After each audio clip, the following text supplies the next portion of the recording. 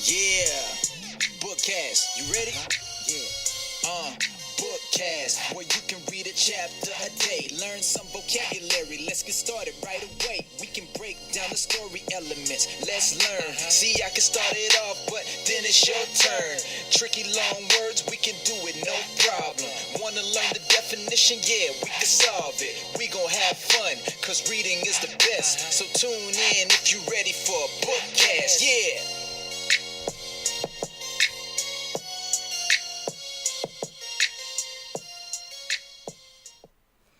Hey, awesome readers. Welcome to Bookcast, a podcast for kids. I'm your host, Elizabeth Langs, and we are going to be reading Chapter 9 of the Adventures of Pinocchio today.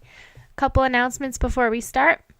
If you haven't checked out our Facebook discussions, that is on my Facebook page for our podcast. So if you search Bookcast, a podcast for kids, I've been adding just different discussion questions for each chapter there. It's a great place for your child to reflect on the chapter, to interact with other listeners, and to really take advantage of those comprehension strategies and skills and activities to help them.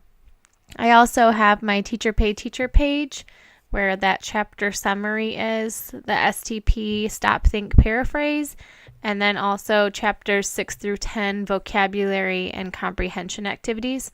I'm going to be adding some more since we're almost to chapter 10, so be looking for those soon. Right now, I'd like for you and your child to review chapters 1 through 8, and then when you get done with that, we'll come back and talk about our vocabulary for this chapter. So go ahead and take a second to review either orally or by journaling and summarizing it.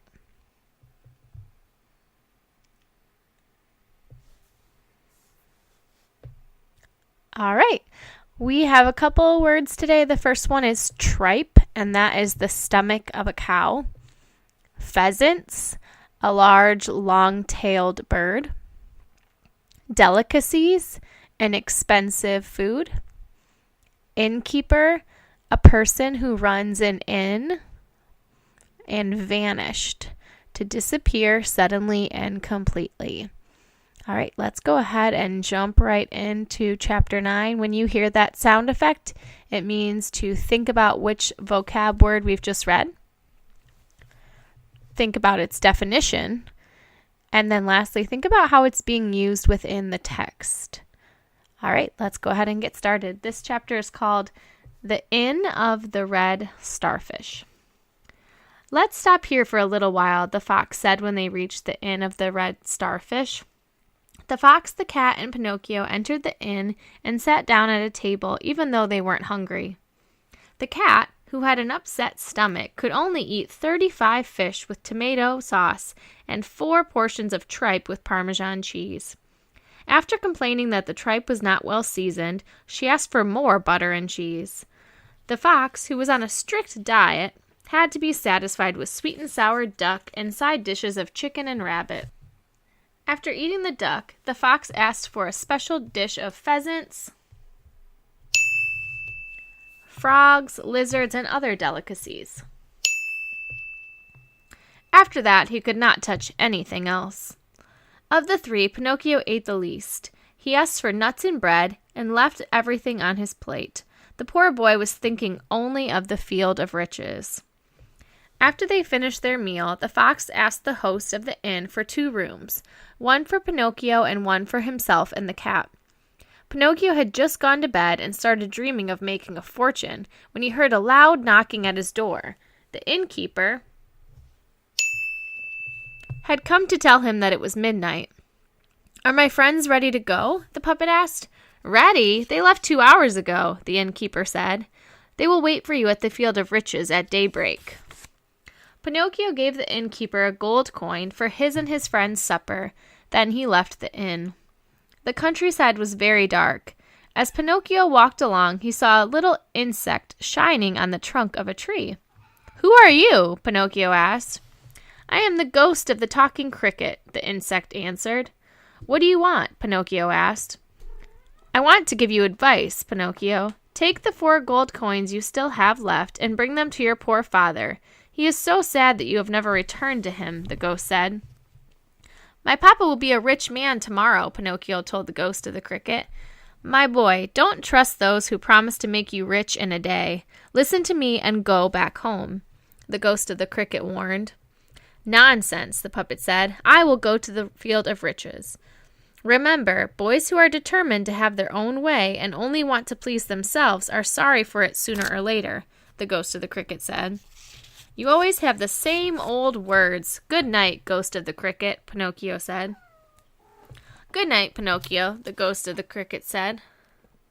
May you be safe from all danger and assassins. As soon as the ghost of the cricket said those words, he vanished into the dark night.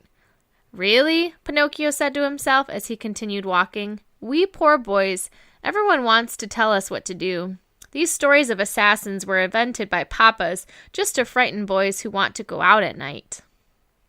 All right, that's the end of chapter 9. Go ahead and STP, stop and cover or close your book.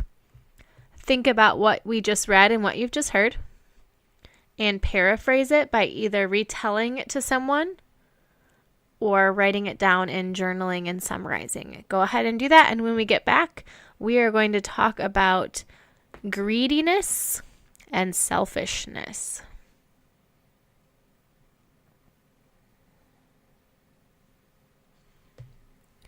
Okay, so in this chapter, we get to know our villains, the cat and the fox, a little bit better, and we can see that they are extremely greedy and selfish. So if you didn't notice that, turn back to page 63, and then we're going to look at a couple examples of that. So it says, the cat who had an upset stomach, which when you have an upset stomach, you usually don't really want to eat anything. You kind of just want like some soup and some crackers and not much. But the cat who had an upset stomach could only eat 35 fish with tomato sauce and 4 portions of tripe with Parmesan cheese. After complaining that the tripe was not well seasoned, she asked for more butter and cheese. So not only is she greedy and wants all of this food, but she's also selfish and wants it a certain way and complains when it's not prepared perfectly for her. If we continue on that page, it says the fox, who was on a strict diet, had to be satisfied with sweet and sour duck and side dishes of chicken and rabbit. That's already a lot of food. After eating the duck, the fox asked for a special dish of pheasants, frogs, lizards, and other delicacies. After that, he could not touch anything else. So that's another example of the fox now being selfish and greedy as well. And lastly, at the very end, on page 66, we see that not only were they selfish and greedy, but it says Pinocchio gave the innkeeper a gold coin for his and his friend's supper. Then he left the inn. So they ate all of that food and then they never even paid for it. So Pinocchio had to pay for it. And if you remember, he barely ate anything. So he had to take all of that food that they ate and pay for it, even though he did not have it. These characters can sometimes be called it's called an allegory, and allegories are part of the author's craft. So when an author writes a book, they think really carefully about how they want that book to be portrayed and how us as readers take it in and comprehend it. So an author is trying to send a message to the reader, whether that's they want you to learn about a specific topic, like a nonfiction book, or they want to entertain you, or they want to teach you some sort of lesson and send a message to you. So an allegory is when an author sometimes uses the characters to represent human qualities or human problems, and they use those characters to teach us a lesson or to send a message. So in this chapter, the fox and the cat are not only greedy and selfish, but they're being used as characters to teach us a lesson about what it means to be greedy and selfish and what the consequences of those actions are. So be thinking about that when you're reading. What is the author trying to teach you about the character? So that can also be translated into the theme, which is the moral or the lesson. And allegory just means that the author is using the characters specifically to represent some sort of human condition. So think about that in the next few chapters, especially when it comes to Pinocchio. We're going to learn more about him and what his character traits are. But the author is also using Pinocchio to teach us something about life, some sort of message that we need to learn as readers. So with that being said, I have a couple questions for you. The first one is, what was the message of the ghost of the cricket, the talking cricket? Remember, we talked about before how the cricket was acting as as sending a warning to Pinocchio. And the next one is, I want you to take a side. So, do you think Pinocchio should go to the field of riches, or Pinocchio should not go to the field of riches? So I'd like for you to answer that like an opinion piece. So decide whether or not you think he should go and then defend your position. Okay, lastly, send those my way. Send me your illustrations, your thoughts, your journal answers. Use the hashtag bookcast to send those. Or you can also send them my way on that Facebook page. Join in on the discussion. Meet some new people that are also listening to the story. And lastly, if you are enjoying this podcast, once again, I would appreciate it if you consider donating. That will help me to sustain it and to continue recording and paying my monthly subscription fee to the host site that I've mentioned before, which takes my podcast and stores it and then sends it to iTunes. And also just my time and energy to keep it going. So if you would consider donating, you can go to my website. It's www.elizabethlangs.com, and there's a tab that says donations, and that's where you can find information about how to send a donation to me, and it's any monetary amount, so you can determine what you would like to give. And just know that I would so appreciate it, and thank you so much for considering that, and I look forward to seeing you later for Chapter 10 of The Adventures of Pinocchio. Yeah, bookcast, you ready? Yeah. Bookcast, where you can read a chapter a day, learn some vocabulary. Let's get started right away. We can break down the story elements. Let's learn. See, I can start it off, but then it's your turn. Tricky long words, we can do it, no problem.